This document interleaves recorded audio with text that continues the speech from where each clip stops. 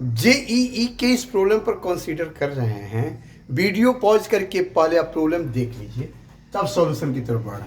देखिए यह एक प्रिज्म दिया हुआ है जिसका रिफ्रैक्टिव इंडेक्स √3 है, एंगल ऑफ प्रिज्म 30 डिग्री है और 60 डिग्री एंगल पर एक रे इंसिडेंट हो रहा है। इस पर फेस, ये ए बी फेस दिया हुआ है, ये फेस दिया हुआ है ए बी और ये पॉइंट दिया है सी, और जो एसी फेस है वो उस पर एक थीन फिल्म का कवर है जिसका रिफ्रैक्टिव इंडेक्स है 2.2। तो ये क्वेश्चन दो टाइप का है कि मोनोक्रोमेटिक लाइट को इंसिडेंट कराया जा रहा है ए बी सरफेस पर, तो एंगल ऑफ इमर्जेंस पूछा है कितना होगा, और दूसरा minimum value of thickness T, ये जो थिकनेस है थिन फिल्म का थिकनेस, उसका मिनिमम वैल्यू क्या होगा कि intensity of emergence is maximum. Question देख ही रहे, जो इंटेंसिटी हो इमरजेंट रे का वो मैक्सिमम हो। तो यहाँ क्वेश्चन आसान है, देखिए आप इसके सॉल्यूशन की तरफ बढ़ें। देखिए मेरा एक चीज़ बता दें सॉल्यूशन की तरफ बढ़ने के पहले, मेरे ऑनलाइन जेई और नीट पर्पज से ऑनलाइन जो क्लास में है उसमें स्पेशल बैच में बच्चों की संख्या 20 रहती है, मात्र 20, और जिससे बच्चों का ऑडियो अनम्यूट रहता है और डिस्कस करते हुए पढ़ते हैं। दूसरी सबसे बड़ी बात यह है कि 1 महीने तक फ्री डेमो है, बच्चे जहां से मन करे क्वेश्चन पूछ सकते हैं। Thank you. आगे देखिए यहाँ पर ये जो प्रॉब्लम है इसमें सॉल्यूशन की तरफ बढ़े तो सबसे पहले आपको ध्यान होगा यहाँ पर कि जब ये रे रिफ्लेक्ट होके इस डायरेक्शन में मान लेते हैं बढ़ रहा, ये रे बढ़ रहा है, ये रिफ्लेक्ट होके सपोज कीजिए ऐसे, तो यहाँ जो रे बढ़ रहा है यहाँ पर रिफ्रैक्शन के बाद, तो हम जब एंगल देखेंगे R1 का वैल्यू देखेंगे तो ये I1 है, ये ध्यान होगा आप लोगों को, I1 = 60 डिग्री है। R1 कितना होगा यहाँ पर, तो इसको हम आगे बढ़ा देते हैं ऐसे, ये हो गया R1, इधर ऐसे ही हो जाता है R2, और रे जब इमर्ज होता है तो उधर होता है I2, इमर्ज जब रे होता है, यहाँ पर रे मान लेते हैं, इधर क्यों इमर्ज हो रहा है, तो दूसरी तरफ क्या आ जाता है एंगल ऑफ इमर्जेंस, जिससे हम I2 लिखते हैं या E भी लिखते हैं एंगल ऑफ इमर्जेंस को। अब यहाँ एक चीज आपको पता है R1 + R2 = A होता है, तो सबसे पहले R1 का वैल्यू फाइंड करें जिससे R2 मिल जाएगा, R1 + R2 = 30 डिग्री से, और फिर R2 जब मिल जाएगा तो I2 मिल जाएगा। समझ आए?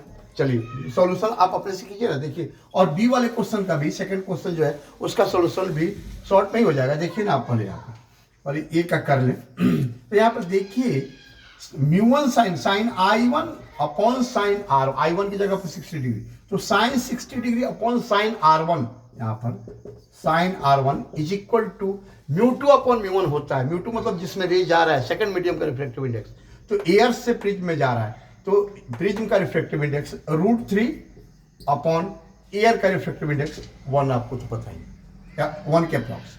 तो यहाँ पर sine √3 sine R1, √3 sine R1 = sine 60 degree, sine 60 degree का वैल्यू आपको पता है √3/2 होता है, तो √3 कैंसिल हो गया, साइन R1 = हो जाएगा 1/2, तो R1 = कितना हो जाएगा, ये नहीं लिखेंगे यहाँ पर, लिखना गलत होगा, साइन R1 = 1/2 हो गया तो हैंस R1 = ये पता है ना 30 डिग्री एंगल के लिए होता है, तो R1 30 डिग्री पता हो गया, तो R2 फाइंड करना है।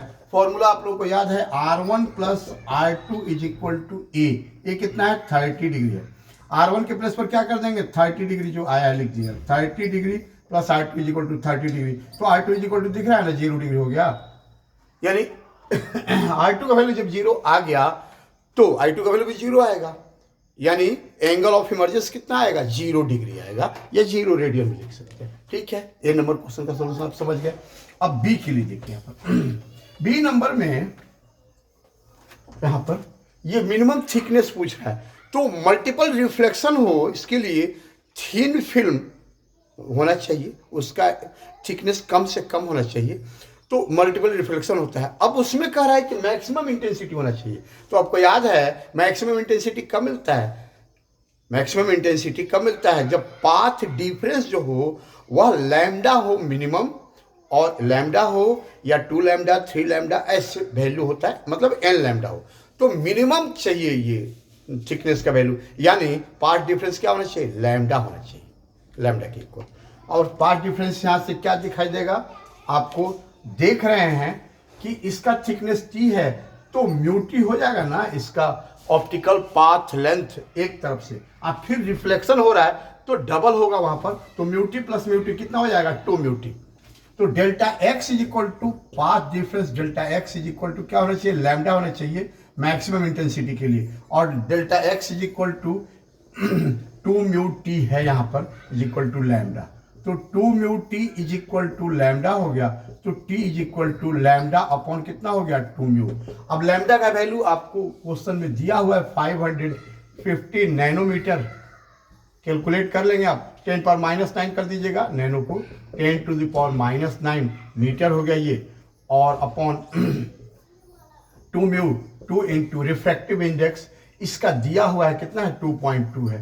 कैलकुलेट कर लीजिएगा, आपका वैल्यू मिल गया। यहीं ये आपका थिकनेस मिनिमम क्या होना चाहिए, हमको लगता है समझ गए होंगे। थैंक यू, नेक्स्ट वीडियो में मिलते हैं।